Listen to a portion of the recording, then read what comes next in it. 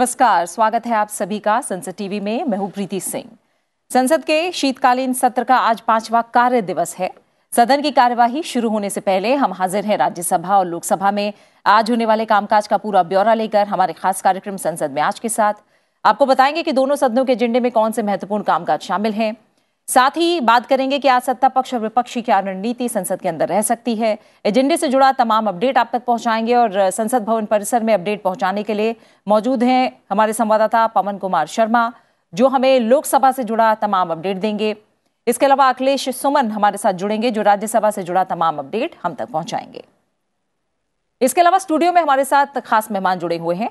तृणमूल कांग्रेस से लोकसभा सांसद सुनील कुमार मंडल जी हमारे साथ मौजूद हैं। सुनील मंडल जी, आपका बहुत बहुत स्वागत और शुक्रिया।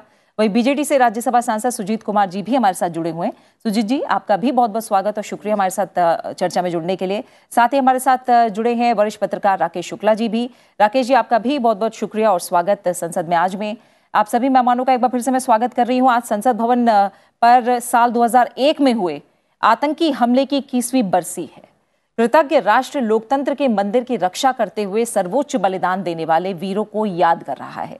सबसे पहले हमारा भी वीर शहीदों को नमन।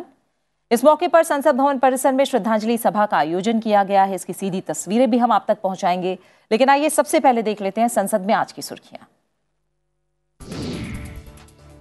लोकसभा में आज समुद्री जल दस्युता रोधी विधेयक 2019 और संविधान अनुसूचित जनजातियां आदेश दूसरा संशोधन विधेयक 2022 पर जारी रहेगी चर्चा।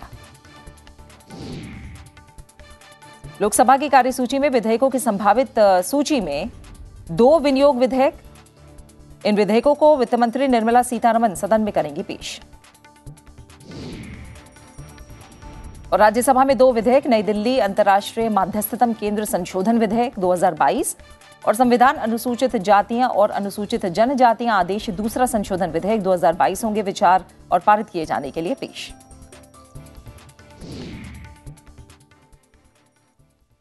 हम राज्यसभा और लोकसभा के आज के एजेंडे पर विस्तार से नजर डालेंगे और अपने मेहमानों से उस पर चर्चा करेंगे, लेकिन उससे पहले एक नजर दोनों सदनों में कल क्या कुछ हुआ है उस पर रिकैप के जरिए एक नजर डाल लेते हैं। शीतकालीन सत्र का कल चौथा कार्य दिवस था, सोमवार का दिन। लोकसभा में साल 2022-23 के लिए अनुदानों के अनुपूरक मांग के पहले बैच और साल 2019-20 के लिए अतिरिक्त अनुदानों की मांग पर चर्चा की शुरुआत हुई और ये चर्चा आज भी जारी रहेगी। वहीं राज्यसभा में चर्चा के बाद ऊर्जा संरक्षण संशोधन विधेयक 2022 स्वीकृत और पारित हुआ। विधेयक को सदन में 8 दिसंबर को विचार और पारित किए जाने के लिए पेश किया गया था। इसके अलावा राज्यसभा के सभापति और पूरी सभा ने भारतीय ओलंपिक संघ की पहली महिला अध्यक्ष बनने पर सांसद पीटी उषा को बधाई दी। और अगर आज का एजेंडा देखें तो दोनों सदनों की कार्यसूची में अहम कामकाज है जो शामिल है। सबसे पहले एक नजर लोकसभा में क्या रहेगा खास। लोकसभा में आज 2 विधेयक विचार और पारित किए जाने के लिए लिस्टेड हैं। सदन में आज संविधान अनुसूचित जनजातियां आदेश दूसरा संशोधन विधेयक 2022 और समुद्री जल दस्युता रोधी विधेयक 2019 पर आगे की चर्चा होनी है। इसके साथ ही विधेयकों की संभावित सूची में 2 विनियोग विधेयक, विनियोग संख्यांक 5 विधेयक 2022 और विनियोग संख्यांक 4 विधेयक 2022 शामिल है। साल 2022-23 के लिए अनुदानों के अनुपूरक मांगों के पहले बैच को दर्शाने वाले विवरण और 2019-20 के लिए अतिरिक्त अनुदान मांगों पर सदन में आगे की चर्चा और मतदान भी सूचीबद्ध है। संसदीय कार्य मंत्री प्रहलाद जोशी सदन में कार्य मंत्रणा समिति के 36वें प्रतिवेदन से सहमति का प्रस्ताव पेश करेंगे। साथ ही प्रहलाद सिंह पटेल खाद्य प्रसंस्करण उद्योग मंत्रालय से संबंधित अनुदानों की मांगों 2022-23 के बारे में वक्तव्य देंगे। डॉक्टर एल मुरुगन सूचना और प्रसारण मंत्रालय से संबंधित अनुदानों की मांगों 2022-23 के बारे में वक्तव्य देंगे। इसके साथ ही सदन में प्रश्नकाल के दौरान अहम प्रश्न पूछे जाएंगे। विभिन्न अहम पत्र सभा पटल पर रखे जाने हैं। नियम 377 के अधीन लोकहित के मुद्दों पर चर्चा होना भी सूचीबद्ध है।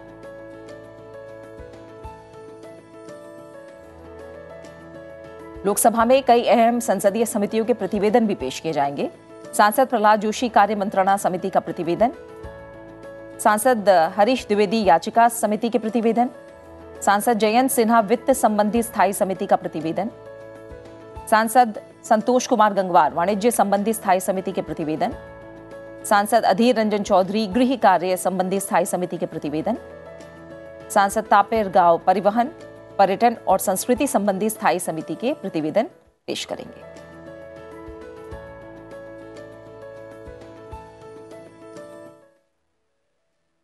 पवन कुमार शर्मा मेरे सहयोगी संसद भवन परिसर से इस समय मेरे साथ जुड़े हुए हैं, फिलहाल उनका रुख करेंगे। पवन, हम जान रहे हैं कि आज जो शीतकालीन सत्र है उसका 5वां कार्य दिवस है और आज हम जान रहे हैं कि 21वीं बरसी है संसद पर हुए हमले की और श्रद्धांजलि सभा का आयोजन भी आज संसद भवन परिसर के अंदर किया जाना है। फिलहाल तमाम क्या कुछ अपडेट आपको मिल रहा है? प्रीति, बहुत गहमा गहमी वाला दिन रहने वाला है आज। जैसा आपने बताया अभी के 10:30 बजे जो शहीद हुए थे 13 दिसंबर 2001 को, यहाँ पे पुलिसकर्मी भी जो आतंकवादी हमला हुआ था भारतीय संसद पे, उसकी बरसी 21 साल बाद फिर उनको याद किया जाएगा। वहाँ पे मौन भी रखा जाएगा, सांसद भी, लोकसभा अध्यक्ष भी, बाकी लोग भी वहाँ पे मौजूद रहेंगे और जो भी उसमें शहीद हुए थे उन लोगों को याद किया जाएगा। बाकी लोग भी वहाँ रहेंगे, सांसद भी रहेंगे। तो ये तो अभी 10:30 बजे का कार्यक्रम है। उसके बाद जहाँ तक 11 बजे जैसे कार्रवाई शुरू होती है लोकसभा और राज्यसभा की, आज बहुत महत्वपूर्ण दिन रहने वाला। 6 समितियों की रिपोर्ट पेश होनी है, जिसमें कि बिजनेस एडवाइजरी कमेटी भी है, उसमें फाइनेंस समिति भी है, पटिशंस की समिति है, बहुत सारी महत्वपूर्ण समितियाँ हैं। 6 समितियाँ हैं, उनकी रिपोर्ट जो है रखी जानी है। और उसके बाद जो है बहुत महत्वपूर्ण प्रश्न भी हैं प्रीति। आज प्रश्नकाल भी बहुत इंपॉर्टेंट रहने वाला है, क्योंकि आज जो सारे सवाल हैं वो एग्रीकल्चर मिनिस्ट्री, ये कृषि मंत्रालय से और ग्रामीण विकास मंत्रालय से 6 प्रश्न हैं जो कृषि मंत्रालय से संबंधित है और ग्रामीण विकास से जुड़े भी 6 प्रश्न हैं। और वही सारे मुद्दे हैं उसमें रहने वाले कि किसानों को जो है, किसानों की सुविधा के लिए देश में क्या हो रहा है, जब बारिश होती है उनके लिए क्या क्या किया जा रहा है, उससे रिलेटेड सवाल रहते हैं और सीधे देश के किसानों से जुड़ते हैं। इनमें सवालों की बात करूं तो इसमें जो ललन सिंह हैं जेडीयू के, वो उठाने वाले हैं कि किसानों को धनराशि जो है वो पहुंच रही है कि नहीं पहुंच रही है। उसमें भारी बारिश से जो नुकसान हुआ है कई इलाकों में, कई प्रदेशों में, तो उससे संबंधित सवाल हैं। सड़कों को लेकर प्रधानमंत्री ग्राम सड़क योजना जो है प्रीति, उससे संबंधित महत्वपूर्ण प्रश्न होने वाले हैं। तो कुल मिला के ये सीधा, क्योंकि देश की जनता से जुड़े सवाल होते हैं, तो प्रश्नकाल भी बड़ा महत्वपूर्ण रहने वाला है। उसके बाद 2 बिल लोकसभा की अगर मैं बात करूं तो 2 बिल हैं। पहला बिल जैसा आपने बताया कि जो ये the constitution ST order second amendment bill है, इसमें मूल तो क्या है, ये तमिलनाडु से जुड़ा हुआ है और यूटी से जुड़ा हुआ है। इसमें 2 जो हैं जातियां हैं, उनमें नारी कोरवन और कुरी विक्रन, ये तमिलनाडु की 2 समुदाय हैं जिनको कि शेड्यूल्ड ट्राइब में शामिल करने की बातें हैं और ये इफेक्टिव होगा केंद्र शासित प्रदेशों पे। तो ये महत्वपूर्ण रहने वाला है, इसमें कोई दिक्कत नहीं होने वाली है, क्योंकि लाभ मिले इन जातियों को भी जो कि पिछड़े रह गए हैं विकास में। तो उसकी बात है इसमें संशोधन विधेयक के संविधान में, तो ये लिस्टेड है आज। और दूसरा जो है वो है the anti maritime piracy bill 2019 में 9 दिसंबर 2019 में एस जयशंकर विदेश मंत्री ने ये पेश किया था। उसके बाद ये स्टैंडिंग कमेटी में गया प्रीति। 11 फरवरी 2021 में स्टैंडिंग कमेटी ने भी इसके ऊपर सारी चीज़ें, अपनी सिफारिशें जो है दे दी।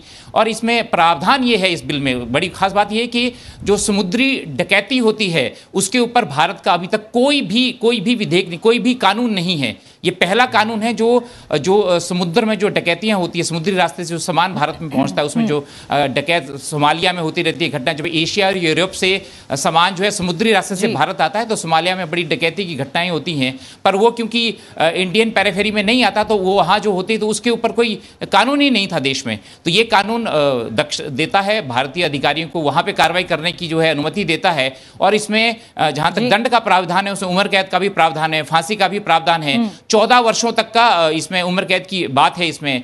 तो ये बहुत समुद्री जो डकैती से जो भारत को भी सुरक्षित किया जाए, भारतीय जो भी सामान आएगा वो सुरक्षित रूप से भारत में पहुंचे, इसके लिए एक कानून है। और ये इफेक्टिव क्या होता है कि जो समुद्री सीमा है भारत की, उसमें 200 नॉटिकल माइल्स के बाद जो है ये कानून लागू होता है। तो वहाँ पे जैसे एशिया से और यूरोप के रास्ते जब सामान भारत पहुँचता है तो ये जो सीमा है, समुद्री रास्ता है, सोमालिया में बड़ी डकैती होती है। हर साल लगभग 2000 के करीब जो जहाज है वहां से गुजरते हैं और भारत में उसमें सैकड़ों जहाज पहुंचते हैं। तो वो सुरक्षा मिले, वो समुद्री जो चीजें हैं, समुद्र में जो सामान है बड़े जहाजों में आता है, वो सुरक्षित रूप से पहुंचे। तो ये जो है जो विधेयक है इसको पुष्ट करता है। और भारत में अब तक ऐसा नहीं है, ऐसा कोई भी विधेयक कानून नहीं है ऐसे लेकर। तो ये बड़ा महत्वपूर्ण है और इसमें कोई भी विरोध की आशा नहीं है। हाँ, एक बात जो मैं बताना चाहूंगा प्रीति आपको, कि जैसे अभी कल ही मीडिया में आया है कि 9 दिसंबर को अभी 2022 में जो है चीन और भारतीय सैनिकों के बीच में झड़प हुई है और कल ये मीडिया के सामने बड़ी सुर्खियां बनी है। तो ये मुद्दा भी लोकसभा में आज उठने की आशा है, क्योंकि विपक्ष लगातार सरकार को कहता रहता है कि चीन के साथ जो नीति है उसको ढंग से करिए और हम भी आपके साथ हैं उसमें। तो संभावना है कि इस मुद्दे को भी तमाम दलों की तरफ से संसद के अंदर उठाया जाए। और तमाम और अपडेट के लिए पवन हम आपका रुख करेंगे, मेहमानों से हम चर्चा कर लें। सुनील कुमार मंडल जी, 5वां दिन है, 5वां कार्य दिवस है आज शीतकालीन सत्र का, और लोकसभा के एजेंडे को हम देख रहे हैं, अपने आप में काफी अहम एजेंडा है, विधायी कामकाज भी है और इसके अलावा जो रिपोर्ट्स हैं वो भी पेश की जानी है। तो किस तरह की संभावनाएं, कैसे देख रहे हैं आज के दिन को आप? आज का दिन तो ठीक है, हमारा जो डेली जो चल रहा है क्वेश्चन आवर और द वाइटल सब्जेक्ट, और सैनिकों के लिए आज का पार्लियामेंट के दिन में जो हमला हुआ था, इसलिए बहुत दुख की बात है। उसको रेस्पेक्ट करना, उसको स्मरण करना तो मेरा धर्म भी है। इसके साथ मैं भी मिलूँगा सबको, हमारा सब सांसद, सब पत्रकार सब मिलेंगे। एक बात क्या है, अभी सांसद तो ठीक चल रहा है, जो कानून का बारे में, जो अमेंडमेंट का बारे में जो आ रहा है, जो चर्चा होने वाला है, आज चर्चा का बात भी चल रहा है, चर्चा होने वाला भी है। अभी पार्लियामेंट ठीक ढंग से चल रहा है, चालू रहेगा। अब ऐसा ही होना चाहिए। संसद भवन में सबको, जो मेरा क्वेश्चन आवर भी हम बीच बीच में देखते हैं जो बंद हो जाता है हमला होने का कारण, अभी नहीं हुआ, ठीक चल रहा है, ठीक ढंग से चल रहा है, ऐसा चलना चाहिए। जी सुजीत कुमार जी, आप 5वें दिन को लेकर आपको किस तरह की आशाएं, उम्मीदें? हम जानते हैं कि एक तरफ एक काफ़ी महत्वपूर्ण दिन भी है, विश्व का सबसे बड़ा लोकतंत्र का मंदिर जिस पर हमला हुआ, तमाम आप लोग जो सांसद हैं, पूरा देश जो शहीद है उनको नमन कर रहा है। इसके अलावा आज का एजेंडा भी है और शीतकालीन सत्र को हम देख रहे हैं कि जो लगातार 4 दिन चले हैं वो काफ़ी प्रोडक्टिव रहे हैं, अच्छे रहे हैं। ऐसे में किस तरह की संभावना है आपकी नज़र में? प्रीति जी, सबसे पहले तो मैं आज हमारे जो शहीद हुए थे 13 दिसंबर 2001 में, उनको मैं नमन करता हूँ। देश की सबसे बड़ी गणतंत्र के मंदिर को जो सुरक्षा देने में वो अपने सर्वोच्च बलिदान दिए, वो आज उनको नमन करने का दिन है। और दूसरा, आपने जैसे बताया कि 4 दिन संसद अभी बहुत सुचारू रूप से चला है, बहुत ही अच्छा बात है ये। और अभी राज्यसभा में नए चेयरमैन भी आए हैं, डॉक्टर धनखड़, तो वो कोशिश भी कर रहे हैं सारे पार्टीज़ को लेके, सारे पार्टीज़ को प्लेटफॉर्म दे के, स्पेस दे के, समय दे रहे हैं बात अपना रखने का। तो ये बहुत अच्छा संकेत है। और मुझे लग रहा है कि जैसे पिछले सत्रों में संसद हंगामा और जो स्लोगन शाउटिंग की वजह से चल नहीं पाया था, ये सत्र पूरा चलेगा, अच्छा से चलेगा, 29 तारीख तक चलेगा, ये मुझे बिल्कुल उम्मीद है।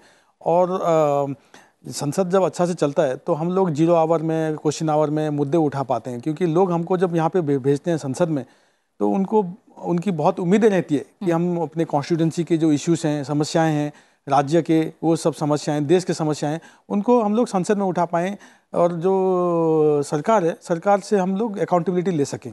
तो इसलिए मुझे बहुत उम्मीद है कि संसद अच्छा से चल रहा है। तो बहुत सारे, आज मेरा एक 0 आवर का क्वेश्चन है, जो सोलर मॉड्यूल हम लोग रफ्ता जो चाइना से ला रहे हैं, इस पे मैंने काफ़ी कंसर्न जाहिर किया हुआ है। और इससे अपने डोमेस्टिक मैन्युफैक्चरर्स और जो सोलर प्रोड्यूसर्स हैं, इनको काफ़ी मुसीबतें सामना करना पड़ रहा है। तो इस पे मेरा एक 0 आवर का क्वेश्चन है, स्टार्ट क्वेश्चन है। और 0 आवर भी मैंने एक आज डाला हुआ है, पता नहीं वो आज आएगा कि नहीं, लेकिन संसद अच्छा से चल रहा है। आपने जैसे देखा, बहुत अच्छा बहस हुआ जो एनर्जी कंजर्वेशन बिल पे। और आज भी जो इंटरनेशनल आर्बिट्रेशन अमेंडमेंट बिल है 2022, ये भी आज राज्यसभा में आज इसको चर्चा में लाने का उम्मीद है। तो मैं यही उम्मीद रखूँगा और मैं यही गुजारिश करूँगा सारे राजनीतिक दलों से ऐसे ही संसद में चर्चा में भाग लें और डिस्टर्ब ना करें हाउस को। हम लोग चर्चा पे बहुत अच्छी तरह से भाग लेके अपने जो भी मैं नहीं कह रहा हूँ कि हम लोग सरकार की आलोचना ना करें। सरकार के हम लोग बीजू जनता दल हम लोग खूब आलोचना करते हैं सरकार की, और जहाँ पे देश हित में लोकहित में जो भी उनके जो कार्य होते हैं उसका सराहना भी करते हैं। लेकिन जब हमको लगता है कि कोई उनके जो बिल्स हैं या फिर कोई उनका कार्य है जो देश हित में नहीं है या लोकहित में नहीं है तो हम उनकी खूब आलोचना करते हैं। तो मैं यही उम्मीद रखूंगा सारे राजनीतिक दलों से। राकेश शुक्ला जी, आप क्या कहेंगे, क्योंकि मॉनसून सत्र में हमने देखा किस तरह से अवरोध रहा, कामकाज प्रभावित हुआ, और शीतकालीन सत्र में दिन कम है, विधायी एजेंडा भी काफ़ी लंबा है, तो ऐसे में आप मान रहे हैं किस तरह की संभावनाएं आपको दिख रही हैं शीतकालीन सत्र को लेकर? किस तरह की रणनीति रहेगी? क्योंकि शुरुआत में हम वो बिल देख रहे हैं जिनमें बहुत ज़्यादा कंट्रोवर्सी नहीं है या फिर एक तरह से आम राय आसानी से बन रही है, उन बिलों को भी लिस्ट किया गया है सरकार की तरफ से। प्रीति जी, सबसे महत्वपूर्ण ये है कि आज जितने भी विषय आ रहे हैं सभी महत्वपूर्ण हैं, लेकिन उसमें सबसे ज़रूरी और समझने की बात ये है कि आखिर जलमार्ग में दस्यु उन्मूलन को लेके इतना कठोर प्रावधान करने की आवश्यकता क्यों पड़ी? वो इसलिए पड़ी क्योंकि भारत सरकार अब जल मार्ग को प्राथमिकता के साथ कर रहा है। और अभी आप देखिए कि 2014 के बाद से 2016-17 में आपके वाराणसी से लेके हल्दिया, फिर साहिबगंज, पटना, ये सारा जल परिवहन को बड़ा बेहतर तरीके से डेवलप किया गया है। जो केंद्र सरकार की योजना है उसके हिसाब से वो ब्रह्मपुत्र होके भी बांग्लादेश से सीधे रसिया के लिए अपना एक नया रूट तैयार कर रहे हैं। और आपको भी पता ही होगा कि प्राचीन काल में सरयू, गंडक, ये सब जल मार्ग थे। फिर आपके प्रयागराज तक जल मार्ग था। पानीपत के युद्ध में जब मराठा आए तो वो जल मार्ग से यमुना होके आए थे। तो जल मार्ग का बड़ा महत्व है। और आदरणीय नितिन गडकरी जी कहते हैं कि हमारे लिए व्यावसायिक दृष्टि से जल मार्ग इसलिए भी महत्वपूर्ण है क्योंकि आप सड़क से जाएंगे तो उसमें ज़्यादा खर्च आता है, फिर आप जब रेल से जाएंगे तो उसका खर्च थोड़ा कम होता है, लेकिन जल परिवहन से आपका जो लॉजिस्टिक खर्च है वो बिल्कुल न्यूनतम हो जाता है। तो लॉजिस्टिक खर्च जितना कम होगा, महंगाई पे आप उतना नियंत्रण कर सकेंगे और अपने देश के उत्पादन को दुनिया के तमाम देशों तक आप आसानी से पहुंचा सकेंगे। लेकिन ये सुरक्षित रहे, इसके लिए आज ये आवश्यकता महसूस की गई कि रास्ते में किसी तरह की बाधा और रुकावट ना आए, उसके लिए ये कानून लाना, ये कानूनी प्रावधान करना बहुत ज़रूरी था। दूसरा विषय आपका जो एग्रीकल्चर का उठाया गया, तो बिल्कुल सही है कि भारत सरकार की तरफ से एग्रीकल्चर को लेकर एक फोकस किया गया है। लेकिन यदि हम ये 2 से ढाई वर्ष के कार्यकाल को, जो वैश्विक बीमारी कोरोना की आई, यदि हम उसको देखें तो उसके चलते थोड़ा बहुत व्यवधान आया है। हम सबको पता है कि आदरणीय प्रधानमंत्री नरेंद्र मोदी जी की तरफ से ये कहा गया था कि 2022 तक हम किसानों के जो आय है उसे दोगुना कर देंगे। अब वो असेसमेंट इसलिए नहीं हो पाया क्योंकि बीच में हमारे पास बहुत सारी रुकावटें आ गई। तो मुझे लगता है भारत सरकार की तरफ से फिर से नए सिरे से एग्रीकल्चर पे फोकस किया गया है और जैविक खेती, मोटा अनाज को लेकर प्रधानमंत्री लगातार पैरवी कर रहे हैं और लगातार लोगों को इसके प्रति आगे बढ़ने के लिए प्रेरित कर रहे हैं। तो एग्रीकल्चर को लेके भी भारत सरकार की जो नीति है वो बड़ी सकारात्मक दृष्टि से आगे बढ़ रही है। बिल्कुल। और अब आगे हम थोड़ा बढ़ेंगे और जो राज्यसभा में आज एजेंडा तय है उस पर एक नज़र डाल लेते हैं और बताते हैं कि राज्यसभा के एजेंडे में खास क्या कुछ रहेगा। आज राज्यसभा में आज विचार और पारित किए जाने के लिए 2 विधेयक पेश किए जाने हैं। सदन में आज संविधान अनुसूचित जातियां और अनुसूचित जनजातियां आदेश दूसरा संशोधन विधेयक 2022 विचार और पारित किए जाने के लिए एजेंडे में शामिल है।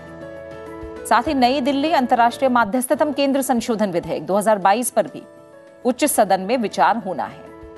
इसके साथ ही सदन में सभा पटल पर मंत्रालयों और विभागों से संबंधित अहम पत्र रखे जाएंगे और सांसद प्रश्नकाल के दौरान जनहित से जुड़े महत्वपूर्ण सवाल भी पूछेंगे।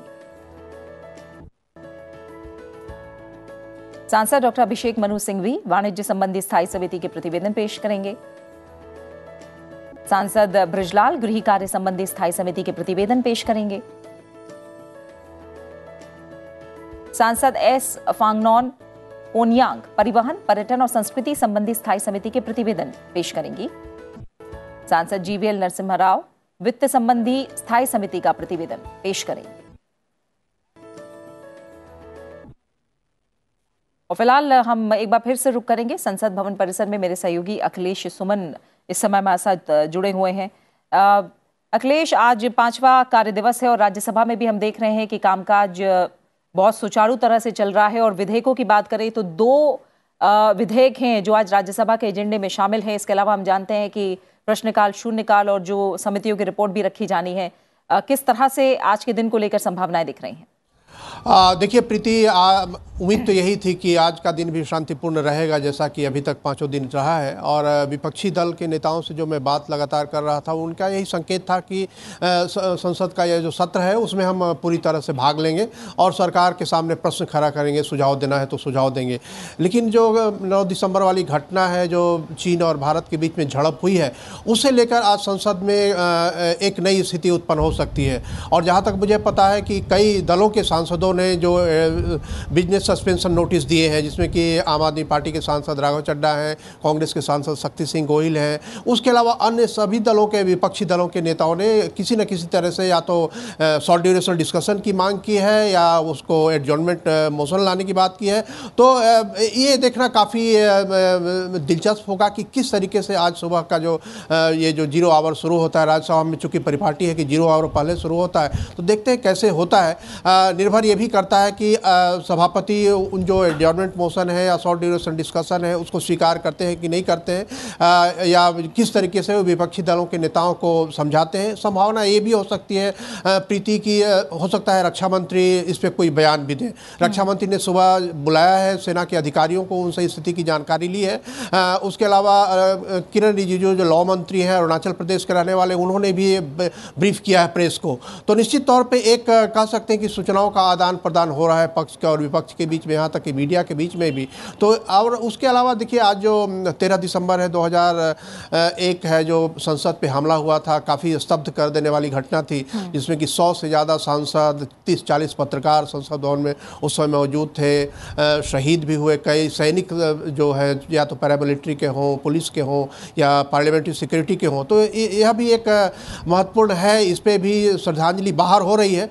जहाँ तक आपने बिल की बात की, 2 महत्वपूर्ण बिल है, SC/ST अमेंडमेंट बिल है। इसमें कि खास तौर पे उत्तर प्रदेश का जो मामला है वो यहाँ राज्यसभा में लाया गया है। उत्तर प्रदेश में गोंड एक जाति है, जिस गोंड जाति अभी तक शेड्यूल कास्ट में थी और उसे शेड्यूल ट्राइब में डाला जाएगा। अब उसमें सिर्फ 4 जिलों में इनका प्रभाव होगा। ये है 4 जिले, संत कबीर नगर, ये कुशीनगर और उसके अलावा चंदौली और संत रविदास नगर। ये पहले शेड्यूल कास्ट में थे। 1950 और 1967 का जो शेड्यूल कास्ट और शेड्यूल ट्राइब का जो कानून बना था, ऑर्डर बना था, उसके तहत ये शेड्यूल कास्ट में थे। अब इन्हें शेड्यूल ट्राइब में लाया जाएगा। तो एक तरीके से कहते हैं कि बढ़ते समय के साथ जिस तरह की ज़रूरतें होती हैं प्रशासनिक तौर पे लोगों को मुख्य धारा में लाने की, उसके हिसाब से ये किया गया है प्रीति। और जो दूसरा अहम बिल, जैसा कि आपने भी बताया कि new Delhi international arbitration centre काफ़ी महत्वपूर्ण बिल है और उसको रीनेम करना है, इंडियन इंटरनेशनल आर्बिट्रेशन सेंटर बनाना है। और जैसा कि हम जानते हैं कि भारत में जो वकीलों की काफ़ी बड़ी भूमिका रही है, या तो स्वतंत्रता का आंदोलन हो या बहुत सारे अंतर्राष्ट्रीय मुद्दे हो, तो उस जो हमारी ताकत जो है, वो जो वकीलों की ताकत है, हमारे जो कानून के ज्ञाता हैं उनकी जो ताकत है, उसको क्यों नहीं हम अंतर्राष्ट्रीय क्षेत्र में उसका उपयोग करें। इसके लिए आर्बिट्रेशन सेंटर बनाया जा रहा है और इसको रीनेम किया जा रहा है। लेकिन एक जिस तरीके से ये मजबूत होगा, कह सकते हैं कि अभी तक सिंगापुर एक बड़ा केंद्र माना जाता था इधर के देशों में कि सिंगापुर में बड़ा आर्बिट्रेशन सेंटर है, वो आर्बिट्रेशन सेंटर अब दिल्ली बन सकता है और इसीलिए ये एक्ट लाया जा रहा है। जी, बिल लाया जा रहा है। अखिलेश, आप हमारे साथ बने रहिए, आगे भी हम तमाम अपडेट आपसे लेते रहेंगे। सुजीत जी, जो एजेंडा है उस पर हमारे संवाददाता ने भी काफी विस्तार से बताया है, लेकिन जो चीन का मुद्दा है उसे लेकर जिस तरह के नोटिस दिए गए हैं, चेयर भी कहते रही है कि अगर नियमों के मुताबिक आप नोटिस दें तो हर मुद्दे पर चर्चा की जा सकती है, सरकार भी इसके लिए तैयार रहती है। लेकिन ये मुद्दा है जिसमें हम जानते हैं कि थोड़ी गहमा गहमी और गर्मी रह सकती है। लेकिन आप मानते हैं कि नियमों के मुताबिक अगर सब कुछ चले तो इस मुद्दे पर भी जाहिर तौर पर सरकार अपना पक्ष साफ रखना चाहेगी और सदन को भी उससे सूचित कराना चाहेगी? बिल्कुल बिल्कुल, ये सरकार का दायित्व है कि देश को बताए कि क्या चल रहा है।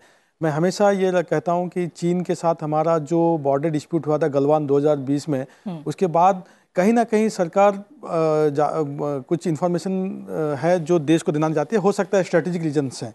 लेकिन ये आज अगर विपक्ष के दल इसमें चर्चा के लिए अगर नोटिस दिए हैं तो बिल्कुल सरकार को सामने आके अपने रक्षा मंत्री जी को इसके बारे में बताना चाहिए, संसद को और पूरे देश को, कि 9 दिसंबर को क्या हुआ था।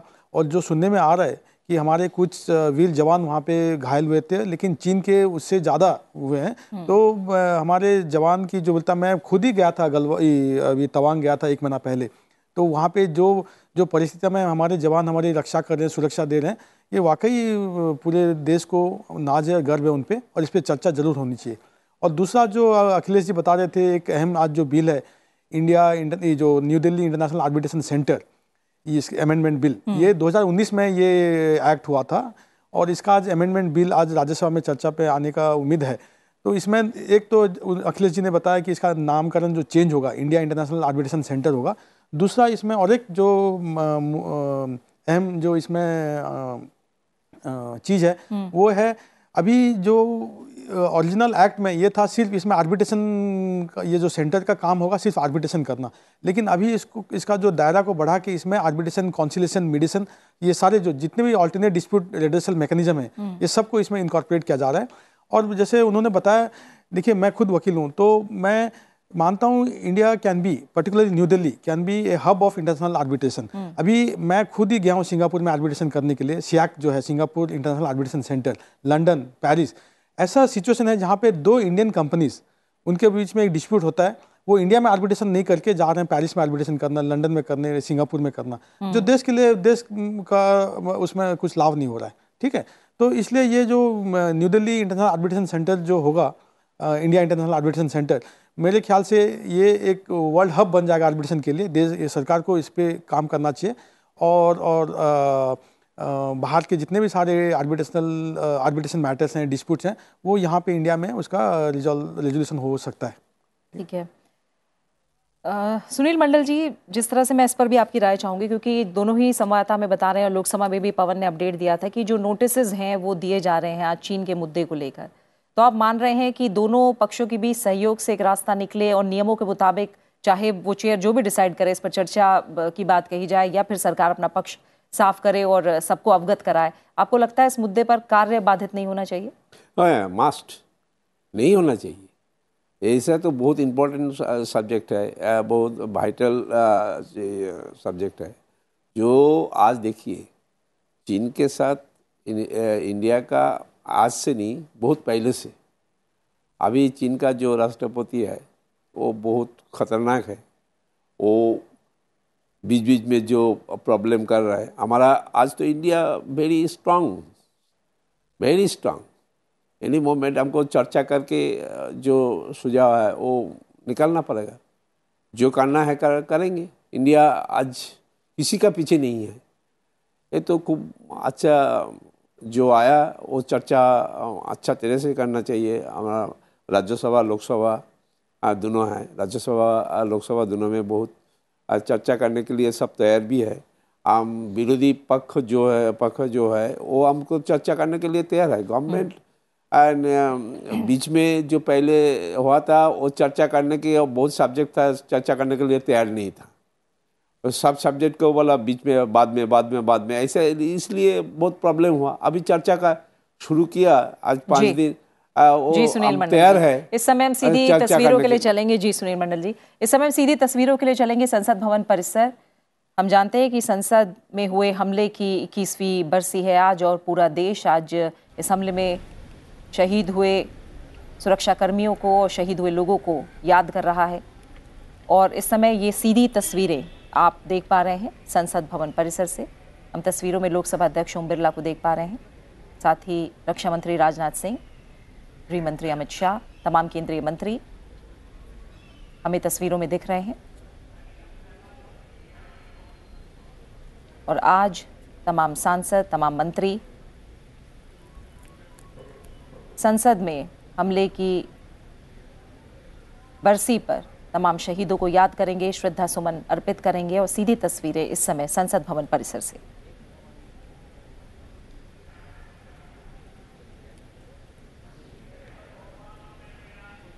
आज संसद पर हुए हमले की 21वीं बरसी है। आज ही के दिन 2001 में विश्व के सबसे बड़े लोकतंत्र के मंदिर में आतंकी हमला किया गया था, और हमले के वक्त संसद में करीब 100 सांसद मौजूद थे।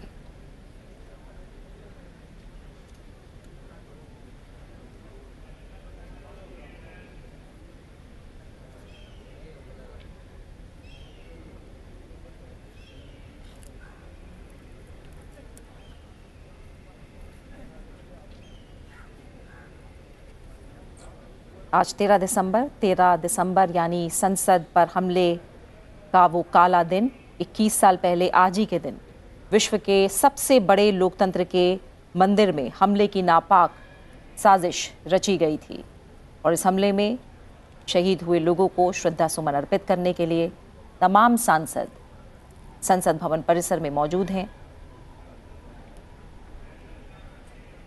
राकेश शुक्ला जी, ये काला दिन, लेकिन हम जानते हैं कि किस तरह से हमारे जाबाजों ने इस नापाक हमले को नाकाम किया था। निश्चित तौर पे ये बहुत दुखद घटना थी और मुझे लगता है कि संसद पे उस समय पर आतंकवाद अपने चरम पे था और आतंकवादियों की तरफ से जो संसद भवन में हमला का प्रयास किया गया, वो कुल मिला के एक पूरे अंतर्राष्ट्रीय स्तर पर ये मैसेज देने की कोशिश की गई थी कि भारत की आंतरिक स्थितियाँ काफ़ी कमज़ोर हैं, लेकिन उनके इस मंसूबे को हमारे देश के वीर जवानों ने पूरी तरह से विफल किया और आतंकवादी जिस उद्देश्य को लेकर संसद भवन परिसर में घुसे थे, उनका वो उद्देश्य फलीभूत नहीं हुआ और वो वहीं पे ढेर हो गए। और उसी के चलते आप देखिए सने सने देश में आतंकवाद के पैर पूरी तरह से काट दिए गए हैं और आज आतंकवादी इस देश में हमला करने से घबराने लगे। संसद पर हमले की 21वीं बरसी, सुरक्षा कर्मियों ने इस हमले को नाकाम कर दिया था। तमाम सांसद, अलग अलग दलों के तमाम नेता, तमाम सांसद आज शहीदों को श्रद्धा सुमन अर्पित करने के लिए संसद भवन परिसर में मौजूद हैं। 2001 में हुए हमले ने पूरे देश को स्तब्ध कर दिया था और हम जानते हैं कि संसद का शीतकालीन सत्र उस समय चल रहा था। तमाम जो मीडिया कर्मी थे वो भी संसद भवन परिसर में मौजूद थे और इतिहास के पन्नों में काले दिन के तौर पर इस दिन को दर्ज किया गया, लेकिन हमारे जाबाज सुरक्षा कर्मियों ने आतंकियों के नापाक मंसूबों को पूरा नहीं होने दिया और अपनी जान पर खेलकर विश्व के सबसे बड़े लोकतंत्र के मंदिर को बचाया, उसकी रक्षा की। सीधी तस्वीरें संसद भवन परिसर से और प्रधानमंत्री नरेंद्र मोदी भी संसद भवन परिसर पहुंच चुके हैं शहीदों को नमन करने के लिए।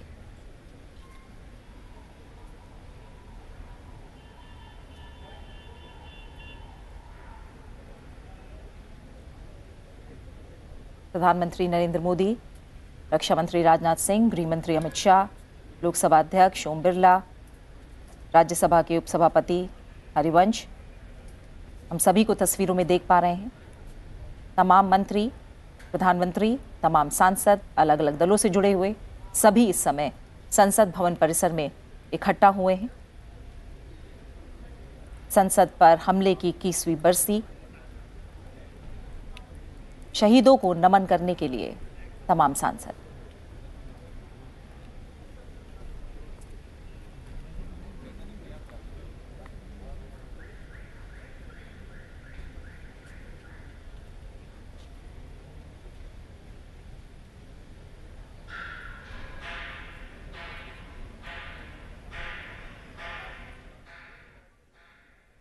उपराष्ट्रपति जगदीप धनखड़ संसद भवन परिसर में हम उन्हें भी देख पा रहे हैं।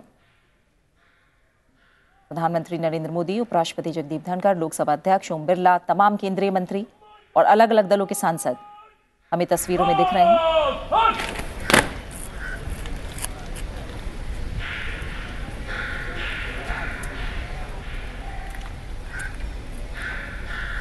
यह श्रद्धांजलि समारोह उन शहीदों के याद में आयोजित किया जा रहा है जिन्होंने 13 दिसंबर 2001 को भारतीय संसद पर हुए आतंकवादियों के आक्रमण को विफल करते हुए अपने प्राणों की आहुति दी और भारतीय प्रजातंत्र की रक्षा की।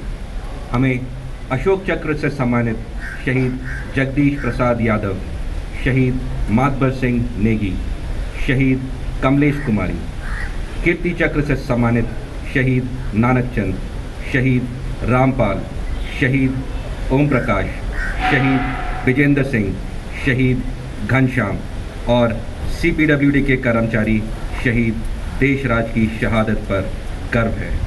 इन सभी शहीदों को हम श्रद्धापूर्वक नमन करते हैं। अब पार्लियामेंट ड्यूटी ग्रुप सीआरपीएफ की सम्मान गार्ड शहीदों के सम्मान में सलामी देगी। सम्मान गार्ड शहीदों को सलामी देंगे। सलामी जय।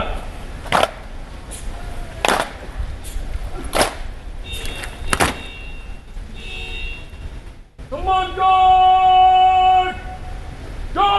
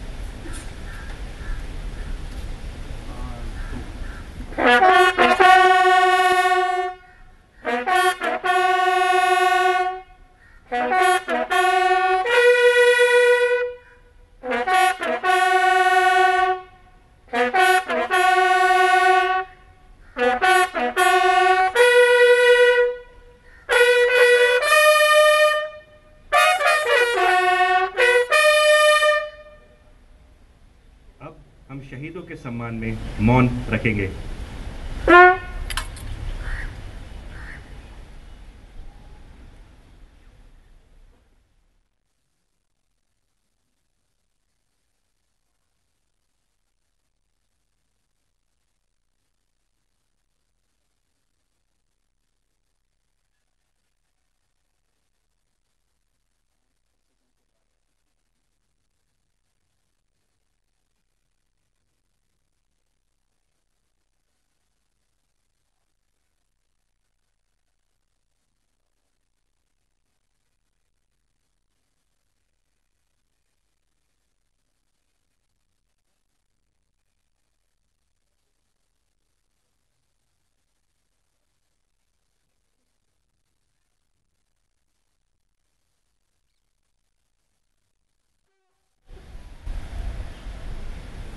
सम्मान गार्ड सलामी जय।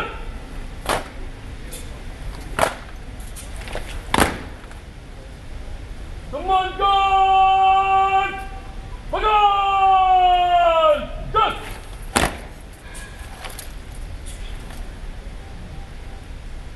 अब सभी गणमान्य जन अमर शहीदों के सम्मान में पुष्पांजलि अर्पित करेंगे।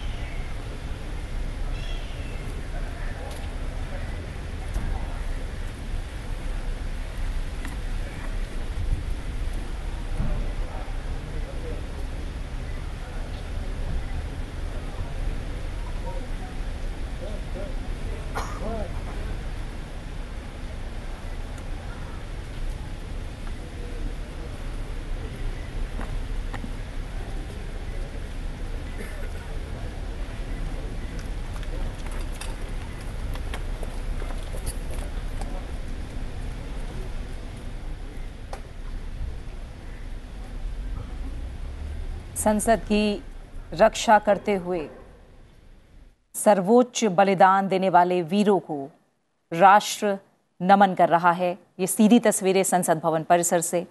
उपराष्ट्रपति जगदीप धनखड़, लोकसभा अध्यक्ष ओम बिरला, प्रधानमंत्री नरेंद्र मोदी, अब हम तस्वीरों में देख पा रहे हैं कांग्रेस अध्यक्ष मल्लिकार्जुन खड़गे, तमाम सांसद इस समय संसद भवन परिसर में मौजूद हैं और सभी वीर शहीदों को याद करते हुए, उन्हें श्रद्धांजलि देते हुए, नमन करते हुए।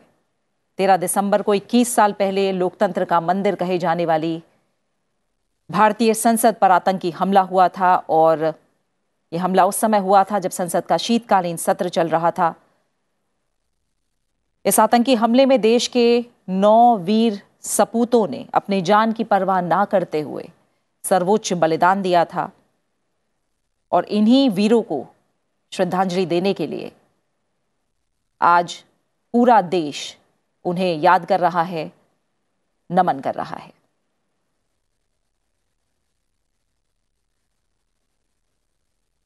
सुजीत जी, जैसे राकेश जी ने भी कहा कि उस समय जो आतंकवाद था वो अपने चरम पर था और हम जानते हैं कि इस हमले के बाद किस तरह से भारत ने जो आतंकवाद को लेकर एक मजबूत स्टैंड है वो दुनिया के सामने क्लियर किया और हम जानते हैं वो विदेश नीति के लेवल पर हो, कूटनीति के लेवल पर हो और आतंकवाद के खिलाफ अपनी आवाज़ मुखर करने के बाद अगर अलग अलग मंचों पर हो, अपनी आंतरिक सुरक्षा को मजबूत करने की बात हो, वो कई फोल्ड बढ़ी है उसके बाद। बिल्कुल, देखिए उससे कई साल पहले से ही भारत आतंकवाद का ये रहा है, विक्टिम रहा है और जितने भी इंटरनेशनल प्लेटफॉर्म में भारत ये बात को कह रहा था, लेकिन जब सितंबर 11 2001 को जब वर्ल्ड ट्रेड सेंटर पे हमला हुआ तब जाके दुनिया में इस बारे में गंभीरता से इस पे विचार होने लगा है। और अभी जैसे राकेश बता रहे थे कि अभी हमारा इंटरनल सिक्योरिटी काफ़ी मजबूत है। अभी हम लोग एक पहले जो जम्मू एंड कश्मीर हो, पंजाब हो और नॉर्थ ईस्ट में हो, जो इंटरनल सिक्योरिटी का जो सिचुएशन था वो आज नहीं है। आज एक उभरता पावर, एक रीजनल एंड ग्लोबल पावर बन रहा है भारत। तो इसमें हमारा इंटरनल सिक्योरिटी स्ट्रांग होना बहुत ज़रूरी है और स्ट्रांग है भी आज। और ग्लोबल प्लेटफॉर्म में अभी देश सारे देश भी ये देख रहे हैं कि भारत में अभी जो सिचुएशन है इंटरनल सिक्योरिटी के लिए ये काफ़ी स्ट्रांग है। और मैं चाइना के ऊपर एक बात कहना चाहूँगा प्रीति जी। देखिए, चाइना के ऊपर बहस बिल्कुल होना चाहिए संसद में, लेकिन अगर सरकार को लगता है कि कुछ मुद्दे ऐसे हैं जो security point of view, strategic point of view से जो पब्लिक डोमेन में नहीं आ सकता, वो मैं मानता हूँ। लेकिन सरकार को कम से कम स्पष्ट करना चाहिए कि आज हमारा जो बॉर्डर में हिमालयन में नॉर्थ ईस्टर्न फ्रंट में हो या फिर जो नॉर्दर्न फ्रंट में हो, बॉर्डर में रियलिटी क्या है, ग्राउंड रियलिटी क्या है, ये इस पे ज़रूर सरकार को बहस करने के लिए आगे आना चाहिए और बिल्कुल बताना चाहिए। और मैं हमेशा ये मानता हूँ कि China is the biggest threat to world peace और चाइना हमारा दुश्मन एनिमी कंट्री नंबर 1 है, पाकिस्तान नहीं है। पाकिस्तान का जो आर्थिक स्थिति है, पाकिस्तान कहीं भी हमारे लिए बहुत बड़ा मुसीबत नहीं हो सकता है। हाँ, हो सकता है 2 फ्रंट वार अगर होगा, कल चाइना पाकिस्तान मिलकर 2 फ्रंट वार या 2.5 फ्रंट वार जो बोलते हैं, उसमें पाकिस्तान कैन बी न्यूसेंस। लेकिन हमको चाइना के खिलाफ मजबूती से खड़ा होना पड़ेगा और चाइना के खिलाफ थोड़ा बोल्ड एक्शन हमको दिखाना पड़ेगा, जो मुझे लगता है ये सरकार आने के बाद हुआ है थोड़ा बहुत, लेकिन अभी भी बहुत मतलब एक फियर साइकोसिस है चाइना को लेके। हम लोग ताइवान के साथ क्यों रिलेशनशिप नहीं रख रहे हैं? हम लोग हिज होलीनेस को हम लोग चाह रहे हैं उनको बुला के जॉइंट सेशन ऑफ पार्लियामेंट में एमपीज़ को एड्रेस करने का मौका दिया जाए, वो नहीं कर रहे हैं। हम लोग एक पहल भी किए कि भारत रत्न मिलना चाहिए हिज होलीनेस को, उस पर भी हम लोग सरकार को लिख चुके हैं। लेकिन ये सब चीज़ों पे सरकार का थोड़ा सा एक चाइना फोबिया मेंटालिटी भी है। तो मैं यही उम्मीद रखूँगा कि India has to face China boldly, तो और इस पर बहस करने के लिए भी सरकार आगे आएगी। सुनील मंडल जी, सही बोला, बहुत अच्छा बोला। जे चाइना द इंडिया माने नंबर 1 एनिमी। चाइना को भी जो पाकिस्तान को इन्फ्लुएंस करता है, जो इंडिया के साथ हमेशा ही पाकिस्तान को वो भारत के पीछे लगा रहा है। ये पाकिस्तान तो not a matter of the subject. Pakistan India चाहते तो पाकिस्तान को ओनली 5 मिनट से पाकिस्तान को हटा देते, क्योंकि चाइना जो कर रहा है, चाइना जो चाहते हैं हमारा इंडिया को और स्ट्रांग, और जो हमारा साथी जो बोले जे बहुत अच्छा बोला, जे चर्चा होना चाहिए। पार्लियामेंट के अंदर चर्चा होने से राज्यसभा लोकसभा में चर्चा होके और जो गवर्नमेंट जो धीरे पॉलिसी माने चल रहा है इसको और स्ट्रांग हो जाएगा। सब पार्टी देखो, इंडिया का साथ कोई गड़बड़ करे, इंडिया के साथ कोई किसी देश का ये होता है, सब मिल के हम एक साथ लड़े। इसीलिए चर्चा का जरूरत है। हम चाहते हैं गवर्नमेंट हमारा हर पार्टी के साथ चर्चा करने के लिए तैयार हो, जो डिसीजन होगा सबके साथ होगा। चाइना का ऐसा मतबड़ी बंद होना चाहिए जो आज रसिया कर दिया, वो हमको भी करना चाहिए। रसिया हिम्मत से कर दिया, हम रसिया को बहुत सपोर्ट कर रहा है। जो अमेरिका का जो दादागिरी, वो दादागिरी बंद करने के लिए रसिया का जरूरत है। अभी चीन का जो दादागिरी करने के लिए वो तैयार हो रहा है। चीन का मालूम है India the strong state, any time India तैयार होगा। इंडिया का पीछे बहुत देश है, इंडिया के पीछे बहुत देश है, चाइना के पीछे इतना देश नहीं होगा। गड़बड़ क्यों है? ठीक है। और उसके डरना क्यों है? जो करना है उसको साथ एक बार। और जो चाइना का गुड्स इंडिया में हमारा देश का पब्लिक को मैं आपका संसद टीवी से अनुरोध करता हूँ, जो चाइना का पूरा गुड्स को हटाओ देश से, कोई खरीद नहीं करे, तो उसको मालूम हो जाएगा इंडिया में जो बिजनेस वो कर रहा है और जो उसका जो बिजनेस पॉलिसी, आज चाइना बिजनेस पॉलिसी से ऐसा कर रहा है, उसको बिजनेस पॉलिसी खत्म होना चाहिए, खत्म होना चाहिए। इंडिया कर सकता है, इंडिया तैयार है, हम लोग भी गवर्नमेंट का साथ है, हर पार्टी गवर्नमेंट के साथ है। डरने वाला कोई इंडिया का में कोई नहीं है। जी राकेश जी, आपने दोनों ही मेहमानों को भी सुना है और जाहिर तौर पर सरकार भी चाहेगी कि किसी भी जो भी देश हित से जुड़ा मुद्दा है, हमारे आंतरिक सुरक्षा से जुड़ा मुद्दा है, उसका एक कड़ा जवाब दिया जाए। और ऐसे में जब संसद में चर्चा और सभी दलों की एक मैं कहूँ कि आम राय और सहमति, वो भी एक बड़ा बूस्टअप होगा। अंतर्राष्ट्रीय मुद्दे पे मैं सिर्फ इतना कहूँगा कि सौभाग्य की बात है और दुर्भाग्य की बात है। सौभाग्य की बात यह है कि आज भारत उन तमाम देशों को मुंह तोड़ जवाब देने की हैसियत में खड़ा हो गया है कि जो भारत की तरफ आंख उठाने की कोशिश कर रहे, चाहे वो पाकिस्तान हो चाहे चाइना हो। अभी सुजीत जी ने बड़ी अच्छा विषय उठाया गलवान वाला। अरुणाचल और उत्तराखंड में जब जब चाइना की तरफ से थोड़ा भी कदम आगे बढ़ाने का प्रयास किया गया है, उसे 10 कदम पीछे हटने के लिए भारत ने मजबूर किया। ये अपने लिए बड़े सौभाग्य की बात है। दुर्भाग्य की बात ये है कि जैसे अभी सुनील जी ने कहा, सही है कि तमाम देश के राजनीतिक दल साथ में रहते हैं, लेकिन दुर्भाग्य है कि कुछ विषयों पे, अंतर्राष्ट्रीय विषयों पे कहीं ना कहीं भ्रम पैदा किया जाता है और फिर सबूत मांगा जाता है। हमें लगता है राष्ट्र हित के मुद्दों पर सबूत मांगने का प्रयास नहीं करना चाहिए और उस पे पूरे देशवासियों को, सभी राजनीतिक दलों को एक साथ खड़े होने की जरूरत है, क्योंकि संदेह प्रकट करने से कहीं ना कहीं देश का ही नुकसान होता है। हम सबको याद है कि जब अपने गृह मंत्री थे पी चिदम्बरम जी, उनकी तरफ से एक वांटेड लोगों की लिस्ट दी गई थी और उस लिस्ट के बाद भारत की बड़ी हास्यास्पद स्थितियां पैदा हुई थी। आज कम से कम मजबूती के साथ भारत आतंकवाद के मुद्दे पे बहुत मजबूती से खड़ा है और दुनिया के तमाम देशों को वो इस विषय पे एक मंच पे लाया है कि पाकिस्तान आतंकवाद को पोषित करने वाला देश है। अंतर्राष्ट्रीय विषयों पे भी आज भारत की दुनिया भर के देशों में सुनी जाती है। ऐसी स्थितियों में मुझे लगता है कि राजनीति से परे सोच रखने की जरूरत है। बिल्कुल। और क्योंकि थोड़ी देर में अब संसद की जो कार्रवाई है वो भी शुरू होने वाली है। सुजीत कुमार जी आपका, सुनील कुमार मंडल जी, आप दोनों मेहमानों को मैं शुक्रिया कहना चाहूँगी मेरे साथ संसद में आज में जुड़ने के लिए। और आइए जो एजेंडा है उस पर हम आगे नज़र डाल लेते हैं। लोकसभा में आज समुद्री जल दस्युता रोधी विधेयक 2019 पर आगे की चर्चा होगी और विधेयक को विदेश मंत्री डॉक्टर एस जयशंकर ने सदन में विचार और पारित किए जाने के लिए पेश किया था। विधेयक को लोकसभा में 9 दिसंबर 2019 को पेश किया गया था और इस विधेयक पर संसद की स्थायी समिति ने 11 फरवरी 2021 को रिपोर्ट पेश की थी। ये विधेयक भारतीय अधिकारियों को गहरे समुद्र में समुद्री डकैती के खिलाफ कार्रवाई करने में सक्षम बनाता है। इसके जरिए खुले समुद्र में होने वाली डकैती के लिए दंड तय किए जाएंगे।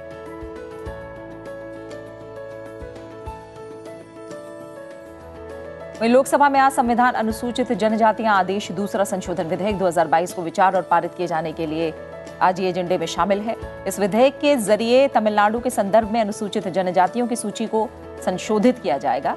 इसके लिए संविधान अनुसूचित जनजातियां आदेश 1950 में संशोधन किए जाने पर विचार किया जाएगा। इस विधेयक को सदन में केंद्रीय मंत्री अर्जुन मुंडा पेश करेंगे।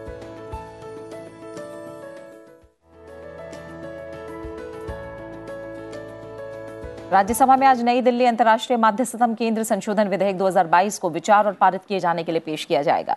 विधेयक के जरिए नई दिल्ली अंतर्राष्ट्रीय मध्यस्थता केंद्र अधिनियम 2019 को संशोधित किया जाना है। विधेयक 8 अगस्त को लोकसभा से पारित हो चुका है और विधेयक को केंद्रीय मंत्री किरेन रिजिजू पेश करेंगे।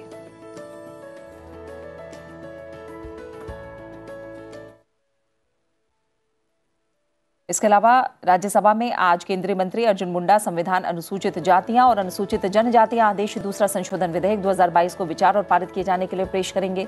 इस विधेयक के जरिए संविधान अनुसूचित जातियां आदेश 1950 और संविधान अनुसूचित जनजातियां उत्तर प्रदेश आदेश 1967 में संशोधन किया जाना है। यह विधेयक 1 अप्रैल 2022 को लोकसभा से पारित हो चुका है।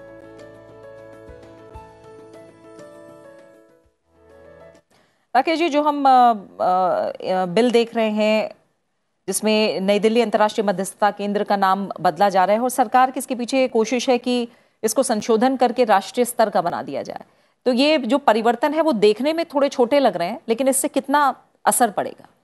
प्रीति जी, आपको भी अच्छी तरह से याद होगा कि अपने अमेरिका के राष्ट्रपति की तरफ से एक वक्तव्य आया था, वो यूथ को संबोधित कर रहे थे, बराक ओबामा जी। और बराक ओबामा जी ने उस समय पर यह कहा था कि हमें भारत पे निर्भरता कम करने की आवश्यकता है, यानी ब्रेन जो भारत के पास है उस ब्रेन पे हमें निर्भर नहीं होना है, हमें अपने ब्रेन को डेवलप करना है। हमें लगता है कि दुनिया के तमाम देशों में आज चाहे व्यापार में देखिए तो गुजरात, राजस्थान के तमाम लोग पढ़े हुए हैं, केरल के लोग भी पढ़े हुए हैं, तो वो व्यापार के क्षेत्र में अच्छा खासा उनका विस्तारित क्षेत्र है और वहाँ इकोनॉमी में उनका एक दखल है। टेक्नोलॉजी में भी आप देखिए तो तमाम देशों में भारतीय तकनीकी लोगों का वर्चस्व है और उनका वहाँ सम्मान है। हमें लगता है कि जब भारत इन तमाम क्षेत्रों पे बड़ा मजबूती के साथ दुनिया के तमाम देशों पे है, तो आप इसमें कहना चाहिए कि कानूनी क्षेत्र में वो क्यों नहीं है। तो भारत सरकार की तरफ से हमें लगता है कि अलग अलग सेक्टर में भारत की। और आगे हम जल्दी से एक नजर प्रश्नकाल की तरफ डाल लेते हैं। लोकसभा में आज कृषि और किसान कल्याण, सहकारिता, मत्स्य पालन, पशुपालन और डेयरी, खाद्य प्रसंस्करण उद्योग, भारी उद्योग, गृह, सूचना और प्रसारण, पंचायती राज मंत्रालय सहित अन्य मंत्रालयों से जुड़े प्रश्न पूछे जाएंगे। सांसद डॉक्टर अमोल राम सिंह कोहले कृषि और किसान कल्याण मंत्रालय से न्यूनतम समर्थन मूल्य में वृद्धि से जुड़ा प्रश्न करेंगे। सांसद ओम प्रकाश भूपाल सिंह उर्फ पवन राज निम्बालकर ग्रामीण विकास मंत्रालय से PMGSY के अंतर्गत सड़कों के निर्माण से जुड़ा प्रश्न करेंगे। सांसद राजीव रंजन ललन सिंह कृषि और किसान कल्याण मंत्रालय से राष्ट्रीय कृषि विकास योजना के तहत जारी धनराशि से जुड़ा सवाल करेंगे। सांसद संगन्ना अमरप्पा कारादी कृषि और किसान कल्याण मंत्रालय से भारी वर्षा के कारण फसलों के नुकसान से जुड़ा प्रश्न पूछेंगे। सांसद VK श्रीकंदन गृह मंत्रालय से FCRA के अंतर्गत लाइसेंस रद्द करने से जुड़ा सवाल करेंगे। सांसद N रेड्डप्पा कृषि और किसान कल्याण मंत्रालय से जलवायु परिवर्तन के कारण खाद्यान्न संकट से संबंधित सवाल पूछेंगे। सांसद अरुण कुमार सागर युवा कार्यक्रम और खेल मंत्रालय से स्टेडियमों के निर्माण से जुड़ा सवाल करेंगे। सांसद विनायक भावराव राउत कृषि और किसान कल्याण मंत्रालय से किसानों के सामाजिक आर्थिक उत्थान से जुड़ा प्रश्न पूछेंगे। सांसद सुमेधानंद सरस्वती कृषि और किसान कल्याण मंत्रालय से फसल बीमा से जुड़ा प्रश्न करेंगे। सांसद डॉक्टर सुजय विखे पाटिल मत्स्य पालन, पशुपालन और डेयरी मंत्रालय से डेयरी प्रसंस्करण और अवसंरचना विकास कोष से जुड़ा प्रश्न पूछेंगे। सांसद गोपाल जी ठाकुर ग्रामीण विकास मंत्रालय से PMGSY चरण 3 के तहत सड़क निर्माण से जुड़ा प्रश्न पूछेंगे। सांसद श्रीनिवास दादा साहेब पाटिल ग्रामीण विकास मंत्रालय से प्रधानमंत्री ग्राम सड़क योजना चरण 3 के तहत सड़कों की मरम्मत से जुड़ा प्रश्न करेंगे। सांसद राजू बिष्ट पंचायती राज मंत्रालय से पंचायत चुनाव से जुड़ा प्रश्न पूछेंगे। सांसद अनुराग शर्मा युवा कार्यक्रम और खेल मंत्रालय से खेल अवसंरचना के विकास से संबंधित सवाल पूछेंगे। सांसद चंद्रप्रकाश चौधरी ग्रामीण विकास मंत्रालय से प्रधानमंत्री ग्राम सड़क योजना के अंतर्गत सड़क के निर्माण के लिए मानदंड निर्धारित करने से जुड़ा प्रश्न पूछेंगे। सांसद धर्मेंद्र कुमार ग्रामीण विकास मंत्रालय से मनरेगा के अंतर्गत आंगनबाड़ी केंद्रों के निर्माण से जुड़ा सवाल करेंगे।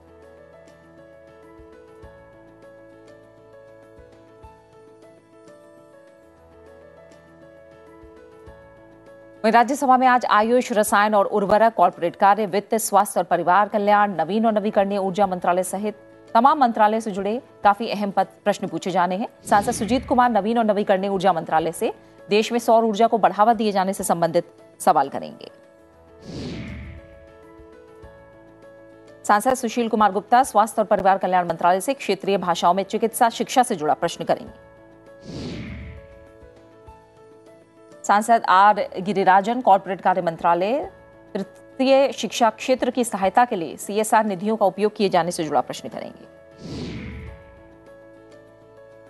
सांसद डॉक्टर के केशवराव स्वास्थ्य और परिवार कल्याण मंत्रालय से मेडिकल छात्रों के लिए स्नातक और स्नातकोत्तर सीटों की उपलब्धता से जुड़ा सवाल करेंगे। सांसद डेरेक ओब्रायन आयुष मंत्रालय से अनियमित और अप्रमाणित आयुर्वेदिक औषधियों से जुड़ा प्रश्न करेंगे। सांसद इमरान प्रतापगढ़ी पत्तन पोत परिवहन और जलमार्ग मंत्रालय से देश भर में बंदरगाहों के प्रचालन से जुड़ा प्रश्न पूछेंगे।